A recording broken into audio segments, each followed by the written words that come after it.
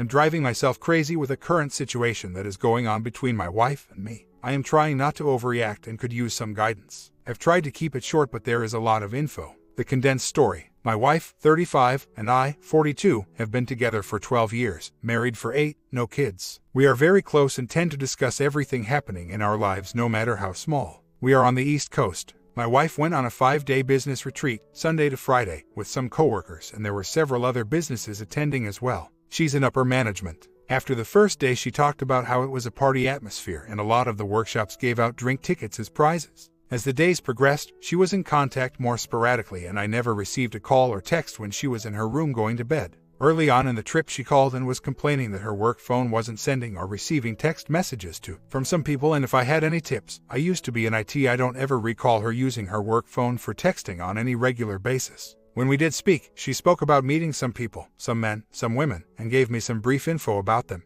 She talked about the various dinner plans they had and that some of her coworkers and people from other groups were going with her. In general, I never really got a start-to-finish timeline of what she was doing, out of character, and I could tell she was being purposely vague about some of the events and who was there. I didn't like feeling out of the loop, but I didn't want to start probing and sounding like I was being overbearing. I figured she would fill me in when she got home. Once she was home, I really wasn't getting much more info on specifics, but she did mention that it felt like being in college and that she did a lot of drinking. Wasn't in her room before 1 a.m. and one night she was out until 3 a.m. and got sick. After the dinners, there was a bonfire that people attended, and they all hung out and talked about work issues as well as personal things. I told her that I didn't like feeling left out, and she said that it was no big deal and that she met people that she thought would be good business contacts. At that point, I pretty much could tell she was hanging out with some men, and that is why I'm getting the vague details. The next day, it was really bothering me, and I told her that I felt hurt that she wasn't sharing more and that it seemed way out of character. She said that the majority of attendees were men and that she didn't want me to feel uncomfortable.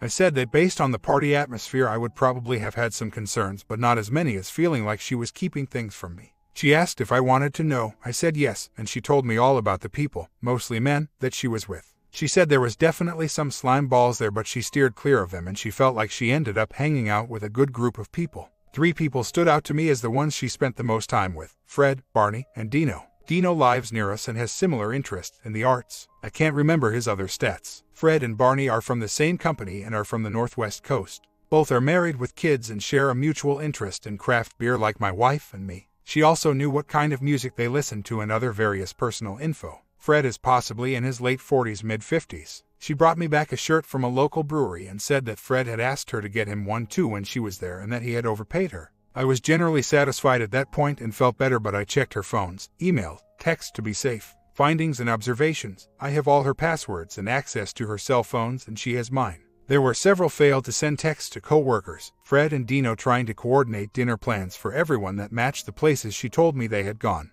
There is a failed to send text to Fred that says, "What's up?" at 10:40 p.m. on Thursday, and she attempted to send it again twice since she has been home. All failed. There were several phone calls to Fred and Dino around 6 p.m. lasting between 30 seconds and 1 minute. She sent professional follow-up emails to all the people she met that she thought would be good contacts. She informed me of this and was accurate in describing their contents. She sent a professional, personal email to Dino and mentioned that she and I would be interested in seeing an art exhibit he runs. She informed me of this, and everything in this email seemed appropriate to me. She sent a professional, personal email to Fred and Barney. On the personal side, she told them she forgot to tell them about a trip she had taken to their area of the country and described some of the details. She asked them to not be strangers since there is so much more to talk about. She informed me of the general content of this email. Fred responded to her and copied Barney with a very short email saying how they enjoyed meeting her, commented on her trip that she had explained, and that they would be in touch regarding some possible business topics. It was definitely business polite with no real open doors for further immediate conversation. My wife responded to Fred only. She mentioned she would be on the Southwest Coast in a few weeks and that she felt bad that he had given her too much money as reimbursement for the brewery shirt. She rattled off an impressive list of breweries she might be visiting and that she would like to send him a shirt from one of his choice. She also sent him a link to a video that her sister had shared with her about hiding beers for Easter. I have not seen her since she sent this morning, and Fred hasn't responded yet. She is definitely checking her work phone more than usual. Immediate concerns. 1. My gut is telling me something is not right here. My gut is usually 99% right, but I don't know what the real issue is here. 2. She is meeting with it on Friday to get her text messaging fixed on her work phone. She hasn't mentioned this to me yet, but I assume she will. On the other hand, she has been complaining for 4 months that she can't work from home because her remote access isn't working but hasn't bothered to contact it. Why the urgency, especially when she has attempted to resend the same text to Fred since her return? 3. When I was waiting to see her response to Fred's email, I told myself that I would consider it a red flag if she responded only to him and also if she mentioned her upcoming trip to the West Coast. She checked both those boxes, plus added a few I hadn't thought of. 4. I think it's probable she will mention offering to buy a shirt for him, but even if she does, I feel that offering to buy another shirt seems desperate, trying too hard to impress. Maybe I'm off base on this. The only thing that fits is that she spoke to a friend of hers that is doing yoga and says she wants to start exercising, and she did a yoga video one night. She's naturally fit and muscular, so there isn't much need for improvement. Oddly, ever since she's been back, she's telling me how good I look, how good looking I am, how much she enjoyed her first night back with me, blowing kisses. I am appreciative, but it's out of character. No plans to mention anything or confront her. She thinks it has blown over, and, in her defense, she seems to be keeping me in the loop on what she is doing. Fred is someone that would be a good contact to have, but he serves no immediate benefit. This has nothing to do with sales, other than general networking. A small twist to the story in regard to going underground. 6 years ago, my wife met a much younger person at her work which was trying to get her to go out for drinks. She asked if I wanted to go. I said that I didn't think I was interested, but she could go if she wanted. She didn't. Then he wanted her to go to his birthday toga party. She asked if I wanted to go. I said I don't think that's my scene, but she should go if she wanted. She gave me the full court press about going, which annoyed me, and I asked why all of a sudden this guy shows up and is asking her to do things. She was annoyed, but we dropped it and she didn't go. After, there was occasional texting between them that I saw only when the notification popped up on the screen when it was near me, and it was nothing concerning. I wasn't snooping at that point. Then the cell bill comes in a bit higher, and when I saw the number of texts, I compared it to her phone and there was 8 deleted out of 20 maybe. She dodged and weaved and said they were nothing but banter and didn't want me to overreact. I told her I thought it was strange behavior, but she stood her ground and defended it as just a friendship and that it was me with the issue. Not satisfied, I found that they had lunch together, which she failed to tell me, and again played it down as I was overreacting. At that point, I made it very clear that this was not acceptable to me, and it took maybe a week of talking before she even began to see my point of view. Ironically, if the roles were reversed, she would have never stood for it. She apologized that it upset me, but never really admitted that her actions were causing me distress. A couple days later, the Facebook messaged her at 1 a.m. asking if she was up. She wasn't, and I saw it the next morning. I said at that point that this is completely unacceptable, and there was no way this guy should be sending her messages at that hour. She agreed and sent him a message that she needed to end the friendship because I wasn't comfortable with it. He responded okay, and that it wasn't the first time this had happened to him. About a month later, we discussed it again, and she said in hindsight that she thought it was weird he was inviting her places and that she had come to the realization that he may have had a crush on her. To be clear, I only told her that I was marginally uncomfortable with her hanging out with them since there was so much alcohol involved, and I haven't said that she cannot contact anyone. My main issue was the change in her behavior in relation to us naturally discussing what we do each day. We are both very analytical, so we enjoy talking about things that happen to us. She herself apologized that it appeared shady. Recently, I worked at a place that was all women and 2 men, including myself. She was uncomfortable with this at times and said that she didn't like that she felt jealous. I certainly didn't turn it around on her and tell her too bad or hide my interactions with my co-workers. I did everything I could to keep her in the loop and made sure she knew everything that was going on, so there were no doubt things were legit. Quick update. In the latest email exchange, Fred asked how far a town was from where she was and that one of his local breweries is opening up a brewery there. She responded that she hadn't been there since she moved here and that she has been wanting to go to a summer concert series there, but maybe she would wait 3 years till the brewery opens. She and I were supposed to go there for some business and a quick getaway last year, but the weather was too bad, but we've been talking about going back. First, I've heard of a summer concert series. I'm sure he knows she's married. Another update. So, her work phone not sending texts was fixed yesterday, didn't have a text plan linked to it. She only texted Fred telling him, "Yay, IT fixed my phone." He responded that he was thinking about sending something to her to see if it was working. She responded with a joke about the area that the retreat was held at and then sent another text asking if he understood what it had told her the issue was. He didn't respond. I may be crazy, but to me she is advertising that he can start texting her. Well, it's been a long 4 days. I decided on Thursday that I couldn't put off addressing this. It was taking its toll on me emotionally and physically. Going into the discussion, my only expectation was that she would acknowledge my concerns, and out of respect for our marriage, she would say that there was no need for her to continue the personal communication with Fred. I told her that I am not accusing her of anything and that I believe her when she says there is nothing to worry about. However, based on her initial reluctance to disclose details of her trip combined with the urgency to start texting and emailing one specific man she had met, I was still feeling uncomfortable, and that if the situation was reversed, I am sure she would be confused by the events as well. She repeated that there was nothing to worry about, and then it took about 5 minutes of us rehashing for her to reluctantly admit that she would also feel uneasy if she were in my shoes, but she knows she did nothing wrong, so it's not really relevant. We came to a standstill and both dug in, and we went around in circles a few times. One thing that was frustrating me is that she kept saying that there was no significance to her communication with Fred and that she has no expectations of what might come from it. He was just one of the many people she had enjoyed talking to and was just following up with him. I said that obviously there is some significance and that she was actively trying to continue and grow the friendship through texting, email, which I would have no problem with if she would just say that is what she is doing. At one point she said that maybe she just doesn't know how to be friends with men and that she must be naive about interacting with them. I told her I had monitored her email and she had about a 30-second mini meltdown, but I reminded her that we have each other's passwords and that when I was working with a bunch of females, she was monitoring my interaction with them and I had no issue with it. We both agreed that we should go to counseling and she made an emphasis on me having to work out my trust issues. Finally, we did one rounder and it got more heated and she was basically daring me to tell her to stop communication. So, I did. She immediately said that she'll stop communicating when I make a counseling appointment for us. I told her I would make the appointment, but in no way are we making that deal. It stops now. She went to bed. I slept on the couch for 2 nights. We were cordial but avoided each other. On Saturday morning, we sat down and calmly started talking again and went over some of the details again. She was more sympathetic to my concerns and wasn't spending her time spewing excuses as to why her actions meant nothing. At one point I brought up the clear signs that she was interested in developing a friendship with Fred and why she couldn't just say that so we could move on. Again, I got he is just one of the people she met and all their interactions were with a large group of other people. I said that he was the only one she was texting at 10:45 p.m. so obviously there was more interaction than just in a group.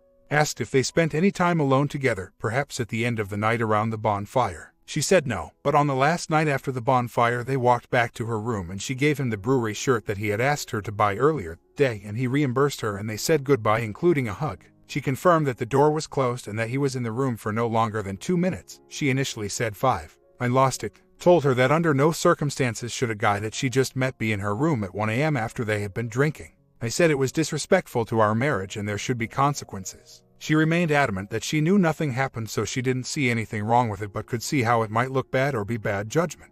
She could see how hurt I was by this and changed her tune and switched to trying to console me and patch things up. We had a house guest coming and so we reached a point where we both felt like we had expressed ourselves and knew that we probably weren't going to make much more progress until our counseling session the next week, so we agreed to shelve it for a bit. Guest left Sunday afternoon and we had a really good evening and talked a lot about our feelings for each other. It was very reassuring for me. Monday morning, she was grumpy. She came home for lunch and was grumpier. My gut started talking to me, here we go. Anytime now she's going to ask to start communicating with Fred. She said it was just work. She came home from work and was grumpy and quiet. I asked her to tell me what was up. She said she didn't want to. I said please do. She said 1. She doesn't like being forbidden. 2. She has thought about what I said my concerns are and that it really is about how she and I communicate and really has nothing to do with Fred having bad intentions, so she doesn't see why we can't make a compromise on her communication with him. It seems rude that she isn't responding to him. She suggested that maybe I could help her write the emails so that I could see everything was legit. To say I was speechless is an understatement. I told her that I have absolutely no interest in helping her write her emails to friends and that I found it beyond insensitive to be trying to negotiate when we haven't even resolved the overall issues and haven't started counseling, which was only 2 days away. She didn't see it as insensitive but just logical based on what she sees our issue being. I said that there will be no compromise and eventually I left and went on a drive. When I came back, she was more sympathetic. However, she started to talk about our upcoming counseling and was speaking in terms that we are both 50/50 to blame here. I openly admit I deserve some of the blame, but 50/50, and that again I have trust issues. She wanted me to come to bed but I slept on the couch. This morning she was friendly and she is going to come home early so we can fill out our paperwork for counseling, so I imagine I will again encounter the narrative that I have trust issues and that's what we need to work on. My comment would be that the only times I have exhibited trust issues is when she has acted shady and out of character. In general, I don't recognize this person that I married. We've had 2 groups, one with me and my wife and one with her old therapist. No progress other than my wife has realized that she is not connected with her feelings and can't express herself. This is something she had worked through previously before we met. Also, it is evident she isn't keen on our therapist. Some of it has to do with the speed the therapist is working at, and I suspect it is also because she expected the sessions to be about my trust issues, snooping, and that hasn't been the case at all. The spotlight has been fully pointed at her. So now I expect things will slow down even more as she tries to reconnect with her emotions. I am willing to wait, but in the meantime, I have started exploring my options if I need to get out. She has displayed a rather painful lack of concern for my feelings. More to come later. I will reiterate what others have said on this forum. Try not to reveal any investigation, snooping that you've done. My wife has latched onto that and it has enabled her to deflect from the core issues and act as if she is the victim. Communication has stopped as far as I can tell, including scanning her phones for deleted messages. The biggest issue now is her defensiveness and playing the victim. There have been a few times over the past weeks where I have been triggered to ask her to clarify a few things, including something that happened last week, and she immediately shuts down, gets defensive, and then acts annoyed that I am rocking the boat. I even got the "Are you sure you're not paranoid?" comment. As far as I'm concerned, the burden is on her to ease my concerns since she is the one who has the history of lying, deception. I have zero evidence of anything going on, but things sure as hell haven't been normal. The reactions don't add up to me for someone who is completely innocent, transparent. But that could just be the fog from the lying 6 years ago clouding my perceptions. When she was concerned about my communicating with a bunch of women a while ago, my reaction was to soothe, comfort, offer full transparency because absolutely nothing was going on, and the last thing I wanted was for her to feel that way. And to top it all off, just when I'm starting to feel comfortable and we had a great day together yesterday, she had come back from being out of town. This morning it hit me out of the blue that she contradicted herself about being at a store at a specific time during her recent trip. This is a different trip from the one in my opening post. She says that she and her friend got home at 2 a.m. after being out because they had to go to store to pick up something. The item was picked up, and then goes on to say how the store was strange since it sold items that she didn't think they sold. I commented I was surprised the store was open that late, and she said it was open 24 HRS. The next day she's telling me more about that day and places herself at store earlier in the evening. I confronted her this morning about the discrepancy, and she says she remembers saying she was at store B at 2 a.m. That store is open 24 hours and there is a bank transaction for that store on that day, and that she probably just misspoke. She said she was at store earlier but they didn't have what they were looking for. I said she may have misspoken. She does commonly transpose words when she speaks, but why all the detail about store if she was thinking about store B? This is when she went into defensive mode and the paranoid comment and said she was sad that this is the point our relationship is at. This may be nothing, but it sure doesn't help to unmuddy the waters. Been snooping the whole time. VAR isn't going to work, walks to work, rarely in our car without me. Plus, no suspicious phone records of calls, texts and calls. Texts have not been deleted from her work phone. Facebook is clean, internet history is clean with no deletion, no other social sites, apps in use. Still driving myself crazy though. After discovering the failed text messages, phone calls, and internet browser history, I knew something was up with my wife. I confronted her about my findings and she broke down in tears, confessing that she had cheated on me with both Fred and Barney during the business retreat. I was devastated. I never thought that my wife would be capable of being unfaithful, let alone with multiple men. She begged for my forgiveness and promised that she would do anything to make it right. But I knew that I could never trust her again. The next few weeks were a blur of emotions as I tried to come to terms with the fact that my marriage was over. I couldn't bear the thought of staying with someone who had lied and cheated on me. We had no children, so the divorce process was relatively straightforward. I tried to remain civil with my soon-to-be ex-wife, but it was difficult. The hardest part was telling our friends and family. They were all shocked and saddened by the news, and I felt like I had let them down as well. I had to explain the situation over and over again, and each time it felt like a knife in my heart. But despite the pain, I knew that I had made the right decision. I couldn't stay in a marriage with someone who had betrayed me so deeply. It was time to start a new chapter in my life, and I knew that it wouldn't be easy. But I was ready to face whatever came my way, knowing that I had the strength to overcome anything. Final update. Life after divorce was a roller coaster of emotions for me. On one hand, I felt liberated and free from the constant stress of wondering if my wife was cheating on me. On the other hand, I was devastated that our marriage had come to an end. At first, I struggled to adjust to the single life. I missed having someone to come home to and share my day with. I missed the physical and emotional intimacy that comes with a loving relationship. But as time went on, I began to find joy in my newfound independence. I started to enjoy my hobbies again and spent more time with my friends and family. The divorce process was not easy. It was emotionally draining and financially costly, but I knew that it was the right decision for me. I couldn't continue living with someone who had betrayed me and broken my trust. The hardest part was dividing our assets and deciding on a custody arrangement for our pets. We didn't have children, but we had 2 dogs who were like our children. We eventually agreed on a shared custody arrangement that allowed us both to spend time with them. Dating was a new experience for me. I had been out of the dating game for over a decade, and I was nervous about putting myself out there. But I eventually found the courage to start dating again. I went on a few dates, some good and some bad, but eventually met someone who I connected with on a deeper level. It wasn't easy to trust again after what had happened with my ex-wife, but my new partner was patient and understanding. We took things slow and built a strong foundation of trust and respect. We eventually got married and started a new chapter in our lives together. Looking back on my divorce, I realized that it was a painful but necessary step in my journey. It allowed me to grow and become a stronger, more resilient person. And while I wouldn't wish divorce on anyone, I am grateful for the lessons it taught me and the person it helped me become. 1 year later, it's been a year since I discovered that my wife had been cheating on me during a business trip, and it's been a difficult journey to get where I am today. But I've come to accept that our marriage was never what I thought it was, and that I deserve to be happy and respected in a relationship. The divorce proceedings were not easy, as my ex-wife initially tried to fight for alimony and a share of our assets. However, with the evidence of her infidelity, it was clear that I was entitled to a clean break. It was a painful process, but I felt relieved when it was finally over. The first few months after the divorce were the toughest. I had to get used to living alone in a new apartment, and it felt like a heavy weight had been lifted off my shoulders. But I also felt lonely and lost, and I struggled to find my footing. I threw myself into work and started going to the gym more often, but I still felt like something was missing. It was around the 6-month mark that things started to turn around. I decided to take a solo vacation to a beach resort, hoping to clear my head and find some peace. It was there that I met a woman who would change my life. Her name was Sarah, and she was a fellow vacationer who was staying at the same hotel. We struck up a conversation at the bar one night, and I was immediately drawn to her warm smile and easy laugh. We spent the next few days getting to know each other, lounging by the pool, and exploring the nearby town. Sarah was the complete opposite of my ex-wife. She was honest, caring, and communicative, and I felt like I could be myself around her. We talked about our past relationships and our hopes for the future, and I felt like we had a real connection. It was a refreshing change from the toxicity of my previous marriage. When it was time for us to leave the resort, we exchanged numbers and promised to keep in touch. I felt a sense of excitement and possibility that I hadn't felt in a long time. I wasn't sure where things would go with Sarah, but I knew that I wanted to find out.